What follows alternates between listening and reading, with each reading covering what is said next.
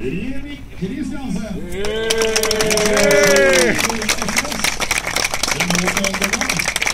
Som i går også tok med vår verste burnout.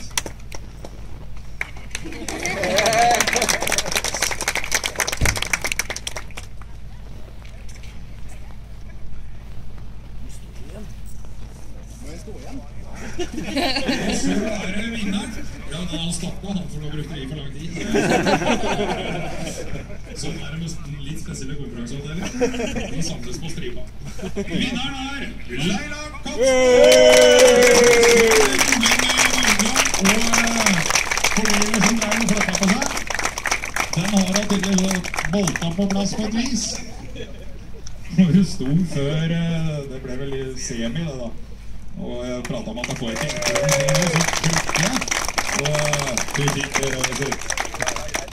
og så har vi en kar som skal få en utmerket